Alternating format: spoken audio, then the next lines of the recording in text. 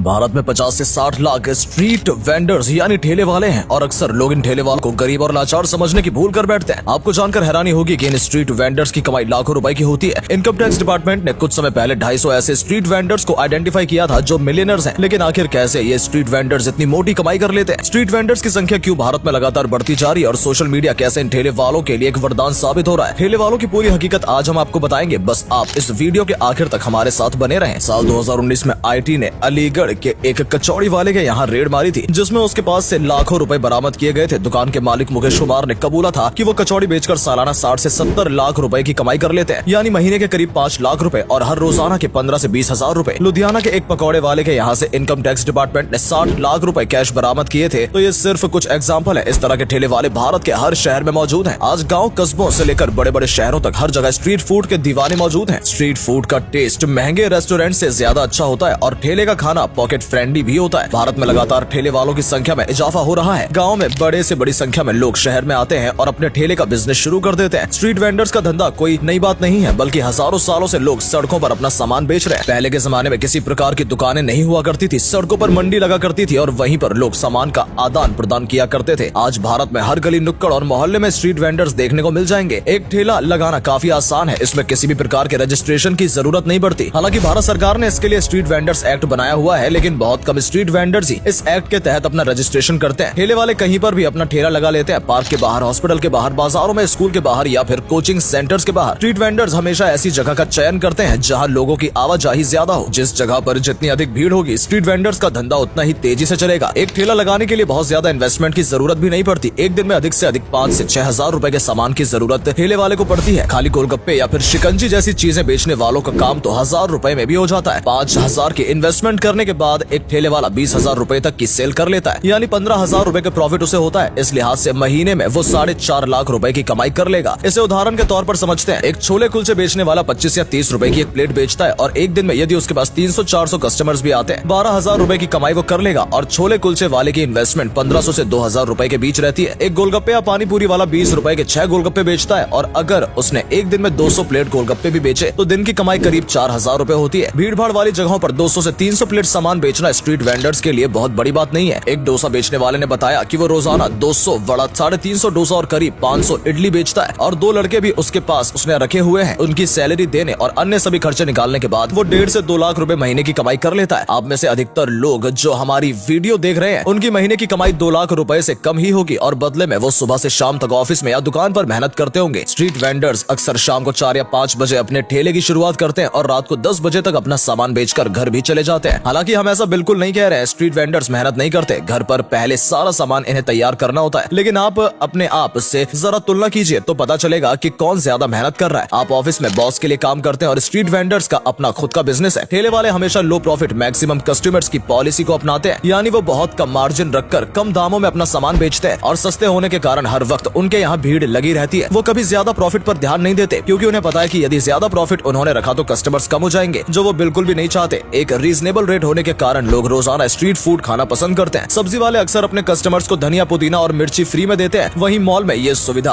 उपलब्ध नहीं होती है। इसलिए आज भी भारत की महिलाएं ठेले वालों से ही सब्जी खरीदना पसंद करती हैं। स्ट्रीट वेंडर्स एक और खास तरह की पॉलिसी अपनाते हैं। कुछ स्ट्रीट वेंडर्स दिन भर में कई बार अपनी जगह बदलते रहते हैं। जैसे एक चने वाला है, वो सुबह के समय पार्क के बाहर चने बेचेगा, दिन में किसी स्कूल के बाहर ठेला लगा लेगा और शाम होने के बाद किसी ठेले के बाहर ठिकाना खोजेगा और उसे हर जगह सिर्फ चना ही बेचना है। कई बार स्ट्रीट वेंडर्स मौसम के अनुसार अपने काम में परिवर्तन लाते हैं। जैसे गर्मियों में वो मौसमी का या गन्ने का जूस बेचने लगते हैं, तो वहीं सर्दियां शुरू होते ही वो गज्जक रेवड़ी की ठेली लगा लेते हैं। स्ट्रीट वेंडर्स की पूरी कमाई टैक्स फ्री होती है, यानी उन्हें अपनी कमाई पर सरकार को किसी भी प्रकार का टैक्स नहीं देना पड़ता है। ऐसा इसलिए क्योंकि सरकार के पास स्ट्रीट वेंडर्स की कमाई का कोई रिकॉर्ड ही मौजूद नहीं होता है और यदि कभी स्ट्रीट वेंडर्स पकड़े जाते हैं तो वो कहते हैं कि हम तो गरीब और लाचार हैं, टैक्स वगैरह का सिस्टम उनकी समझ से परे है। स्ट्रीट वेंडर्स म्युनिसिपल कॉर्पोरेशन से लाइसेंस भी प्राप्त नहीं करते, क्योंकि उन्हें लगता है कि ऐसा करने से सरकार उनकी कमाई पर नजर रख सकती है। इसके बजाय वो पुलिस वालों को या कॉर्पोरेशन के अधिकारियों को घूस देना ही सही समझते हैं। अधिकांश स्ट्रीट वेंडर्स को अपना ठेला लगाने के लिए हफ्ता देना पड़ता है और उनकी शिकायत भी वो नहीं कर पाते, क्योंकि असल में हफ्ते का पैसा हायर अथॉरिटीज तक जाता है। इससे कहीं न कहीं देश में भ्रष्टाचार को बढ़ावा भी मिल रहा है। सोशल मीडिया के आने के बाद से स्ट्रीट वेंडर्स को बहुत ज्यादा फायदा हुआ है। आज कई फूड ब्लॉगर्स किसी ठेले वाले का ब्लॉग बनाते हैं और उसे सोशल मीडिया पर पोस्ट कर देते हैं। जब लोग उस पोस्ट को देखते हैं तो स्ट्रीट वेंडर्स के पास भीड़ लग जाती है। इससे स्ट्रीट वेंडर्स को आर्थिक तौर पर काफी फायदा होता है। असल में स्ट्रीट वेंडर्स का खाना रेस्टोरेंट से ज्यादा स्वादिष्ट होता है। है, बहुत से स्ट्रीट वेंडर्स ऐसे हैं जो वाकई में अच्छी क्वालिटी का सामान इस्तेमाल करते हैं और इसलिए लोगों को उनका खाना इतना पसंद आता है। बाबा का ढाबा भी सोशल मीडिया के जरिए ही सुर्खियों में आया था, जिसके बाद ढाबे के बाहर लोगों की लंबी लाइन भी देखने को मिली थी। हालांकि ऐसा नहीं है कि सभी स्ट्रीट वेंडर्स की कमाई लाखों रुपए में होती है। बहुत से स्ट्रीट वेंडर्स आज भी ऐसे हैं जो दिन के 100-200 रुपए ही कमा पाते हैं और मुश्किल से अपने परिवार का गुजारा कर पाते हैं। स्ट्रीट वेंडर्स असल में एक प्रकार के व्यापारी ही हैं और बिजनेस में नफा नुकसान होना ये एक आम बात है। कोरोना महामारी के दौर में ठेले वालों को बहुत नुकसान हुआ था, घर का खर्चा चलाना भी इनके लिए काफी मुश्किल हो रहा था। ऐसे स्ट्रीट वेंडर्स को आर्थिक सहायता प्रदान करने के लिए सरकार द्वारा 10,000 रुपए की मदद इन्हें प्रदान की गई थी। इसके अलावा साल भर में कई ऐसे मौके आते हैं जब स्ट्रीट वेंडर्स का धंधा ठप पड़ जाता है। जैसे कोई छोले भटूरे वाला यदि स्कूल के बाहर ठेला लगाता है तो स्कूल की छुट्टी वाले दिन उनका धंधा बिल्कुल ठप रहता है। लेकिन एक बात तो साफ है कि ठेले का धंधा लोगों को बहुत आकर्षित कर रहा है। उम्मीद करते हैं कि दोस्तों आपको हमारी आज की ये वीडियो पसंद आई होगी। अगर आप हमारी बात से सहमत हैं तो वीडियो को लाइक और शेयर करें और कमेंट करके हमें बताएं कि आपकी बड़ी दुकानों से शॉपिंग करना या फिर खाना पसंद है या फिर ठेले वालों का खाना आपको पसंद है। आज के लिए इतना ही, आपसे फिर मिलेंगे एक नई वीडियो और ढेर सारी रोचक जानकारी के साथ। धन्यवाद।